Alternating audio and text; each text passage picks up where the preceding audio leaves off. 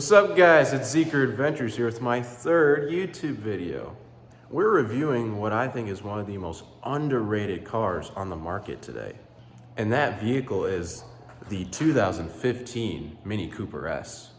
So let's begin with the review of the Cooper S. This Cooper has a blue metallic exterior and also has these really sick black stripes on the hood. In my opinion, as well as the owner's opinion, these stripes kind of give the car a more racy, more sporty kind of look. And if you take a step back here, the stripes kind of complete the look of the car and make it pop a lot more. One cool modification that the owner also did to this car was add these black 17-inch wheels. Along with these all-season Continental tires and these added white letterings here, the wheel and the tire combination looks really good. Now you're all probably wondering, what in the hell is this monstrosity up here? So what the owner did was add these roof racks up top, and then on top of the roof racks he added a storage rack attachment, and that's how he was able to add this wheel up here. So that's one way of adding a spare tire area in a Mini. So the gas cap is kind of interesting in that it has this metal cover over here, which uncovers the actual gas cap. However, if you close it and then lock the car like this, you can't open it then. And of course, we gotta show our support for our British friends overseas here, considering this car is British. Oh God, save the Queen, even though she's already dead. Anyways. So obviously, given the car's British heritage, the owner added this Queen Elizabeth sticker. Generally speaking, the back end of the Mini Cooper is pretty sporty. I think it's in large part due to this black accent here surrounding the logo, as well as this black area down here with these lights and the exhaust. These two covers here in the back are for tow hooks, and thankfully the owner has not had to get towed. Yet.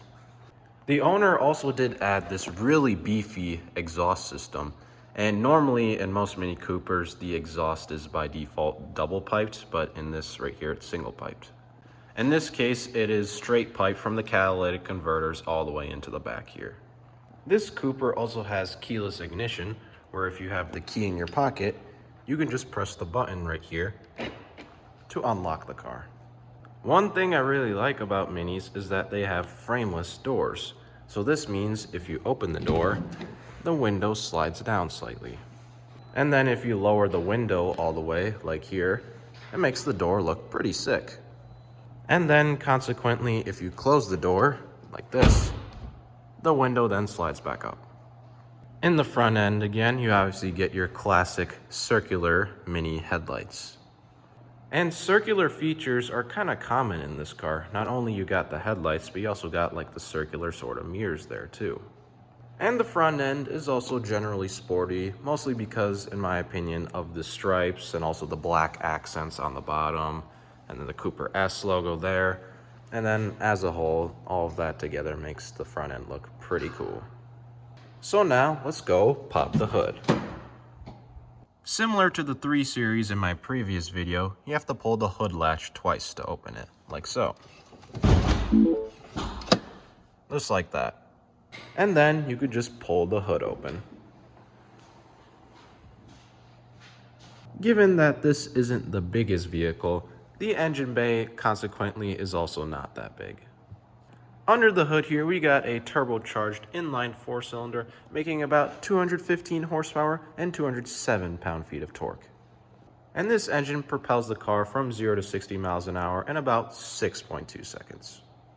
The owner also did add this cold air intake, and that sort of enhances the sound of the turbochargers when you're driving. According to the owner, you can work on this engine more so than a generic BMW. It's just that the space is a little bit smaller, and also the fact that there's plastic everywhere and there also isn't a dipstick. So that's the Mini Cooper's engine. And don't worry, I did close it all the way this time. So now let's look at the trunk space. In the back here, we got 9.8 cubic feet of space, and obviously that will increase if you fold down the seats here. The trunk space, although not the biggest, is pretty nice to sit down in because of the flat space over here. So that's the trunk.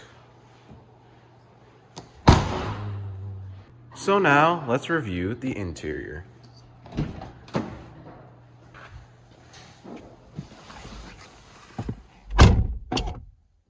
Like the exterior, the interior also has extended use of circular features.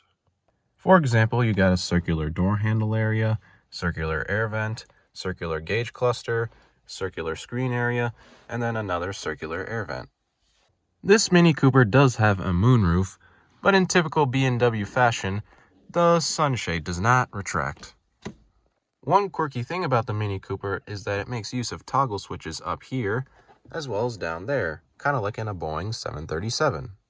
In addition, this Mini Cooper also has a heads-up display that pops open when the ignition is turned on. And to turn on the ignition, you just flip this switch down here. And just generally speaking, this interior has a very airplane cockpit kind of feel. This Mini Cooper also has heated seats, which can be turned on over here. You also get use of mood lighting in this circular light over here, and the door handles, the footwells, and this well over here too. In order to change the color of the mood lighting, it's actually pretty easy. Instead of going through the iDrive system here, you can actually just go up to this toggle switch up here and then just hit it. And then boom, you're switching the colors. Something also quirky about the interior is that this black accent right here actually opens into another glove box in addition to the one down here. The iDrive system here is not touchscreen, but you do control it with this knob in the middle here. Generally, there isn't too much to it. You do get your typical B&W iDrive system from 2015, and you got your typical like Bluetooth, media, and USB and all that. However, it does show pretty interesting messages when you switch the drive modes, and I will show that to you when we're driving. Even though the Mini Cooper is a pretty small vehicle, I actually do have a good amount of legroom. I'm a reasonably tall guy, I'm 6 foot, and I feel right at home here. I was most surprised by the headroom. I actually have a lot more headspace than I would have thought. I think Mini does make the middle of the roof here slightly taller just to give you more headroom in that aspect. The back seats over here actually are pretty spacious, and I've sat back there before. Overall, this is a very solid and quirky interior. Something also cool that happens when you want to start up the car is that when you hit the brake, this light illuminates. So if I let it go, it doesn't illuminate as bright, but then I hit it again, it illuminates more. So now let's start the Cooper S up.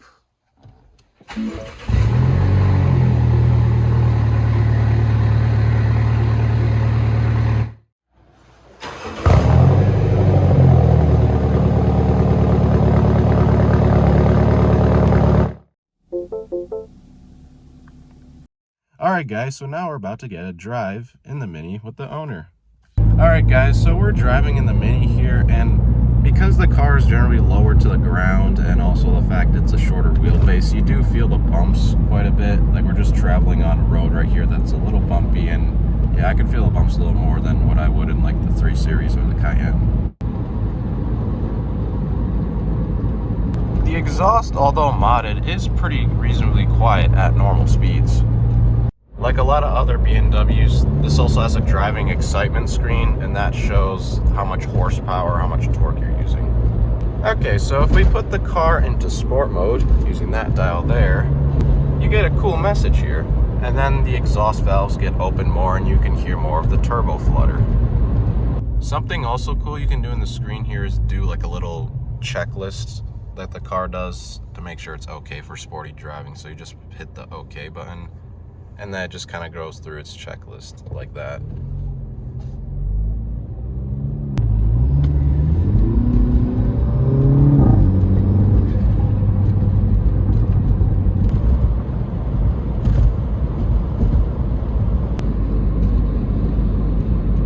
So we're just driving in the Mini here, and I just want to reiterate the fact that even though it's a pretty small car, I am still very roomy up here. I think it's in large part due to the extended headroom that Mini puts on the roof here. So right now, even though it's a bit difficult to see, the heads-up display there is showing your miles an hour. You can also display other information too, but it's just nice to have that in your direct line of sight. So because of the roof rack stuff up here, you do hear the wind noise a little bit more, but I would assume in a default stock Mini you wouldn't hear that as much. Alright guys, so we're going to do a 0 to 60 test right now. In 3, 2, 1, go. Oh my god! Oh my goodness, okay. That is some speed right there.